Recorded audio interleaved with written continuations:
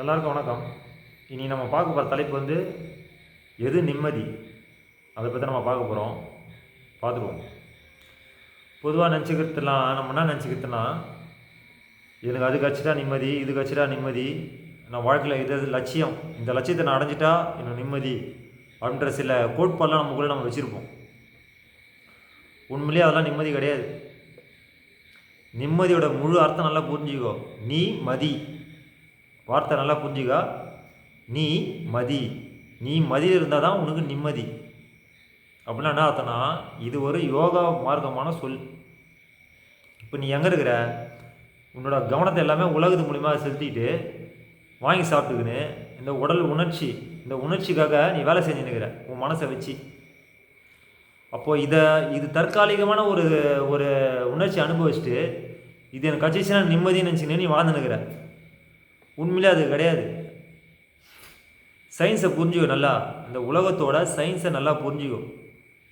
பிரபஞ்சத்தில் 2 ஆற்றல் இருக்குது. ஒன்று கீழ் ஆற்றல், மேல் ஆற்றல். உன்னோட ஆற்றல் ஃபுல்லாக கீழே விட்டுட்டு நீ கீழே போய் வீணாக போயிடாத. நீ மதியில் உக்காரணும். நீ மதியில் உக்காந்தாதான் உன்னோட ஆத்மா, உன்னோட மனம் வந்து நிம்மதி அடையும். அது வரைக்கும் உன் மனம் தேடிக்கிட்டே தான் இருக்கும். இந்த மூச்சு காற்றுக்கு 2 முனை இருக்குது, மேல் முனை, கீழ் முனை. உன் மனசு எல்லாமே கீழ்முகமாகவே பார்த்து நீ விட்டுட்டின்னா உன் ஆற்றல் பூரா செலவாகி கடைசி நேரத்தில் நீ அதோ கதியாக போவ. நல்லா புரிஞ்சுக்க. டிவி பார்க்குற, தற்காலிகமாக சந்தோஷம் அடைஞ்சிடுற. ஒரு படம் பார்க்குற, தற்காலிகமாக சந்தோஷம் அடைஞ்சிடுற. அப்படியே வாழ்க்கையில் நம்ம எல்லாமே செத்துருவோம் அப்படின்னு முடிவு பண்ணி நீ வாழ்ந்துன்னுக்கிற. உண்மையிலே சாக போகிறது கிடையாது.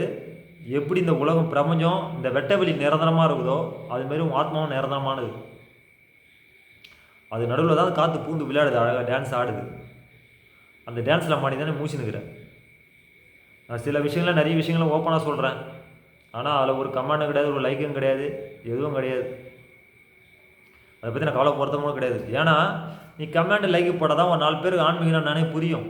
இல்லைன்னா ஆன்மீகன்றது ஏதோ ஒரு வேண்டிக்கின்னு போகிறதுன்னு நினச்சின்னு உங்களை நீங்கள் முட்டாளாய்க்காதீங்க.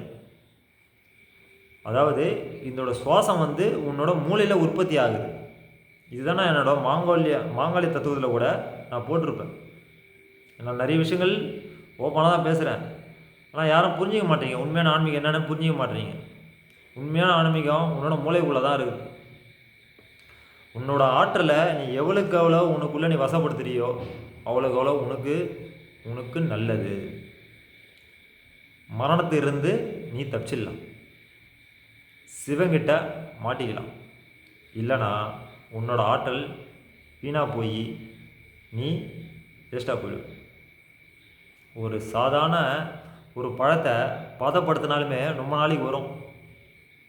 அதை நீ பதப்படுத்தாமல் விட்டினா வீணாக போயிடும். இப்போ பாலை அப்படியே விட்டால் கெட்டு போயிடும். அதை தயிராக்கி, மோராக்கி, வெண்ணெயாக்கி, நெய்யாக்கிட்டா அது கெட்டு போகாது. தண்ணி படாத வரைக்கும், கை படாத வரைக்கும் நெய் கெட்டே போகாது. அது அப்படியே இருக்கும், ஒரிஜினல் நெய். அதே மாதிரி தான் நம்மளோட உடம்பும். நிறைய நிறைய சயின்டிஸ்ட்லாம் இருக்குது. இந்த உடம்புக்குள்ளே நிறைய அறிவியல் பூர்வமான கருத்துக்கள்லாம் நிறைய இருக்குது. இது தெரிஞ்சிக்காமே இது மொத்தமாக நீ ஆன்மீகம்னு நம்பிட்டினா நீ தான். புரியுதா?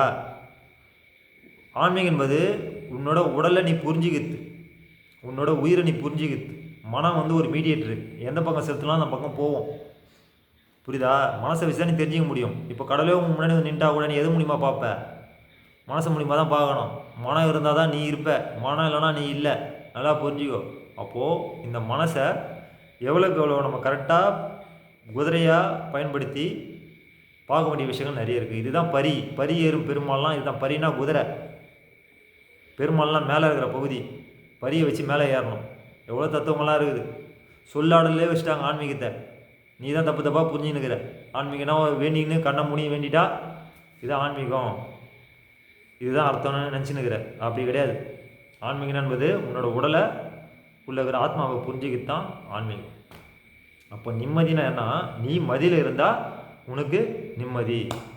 இதுதான் அர்த்தம். முடிஞ்சால் லைக் பண்ணு, இல்லைனா ஷேர் பண்ணு, 4 பேர் தெரியட்டும். இல்லை விட்டுடு, எனக்கு அதை பற்றி கவலை கிடையாது. சொல்ல வேண்டியது மெசேஜ் எனக்குள்ளே வந்ததை நான் சொல்லிட்டேன். ஏன்னா தெரிஞ்சுட்டு நான் சொல்லாமல் இருக்கக்கூடாது. அதனால் நன்றி, வணக்கம்.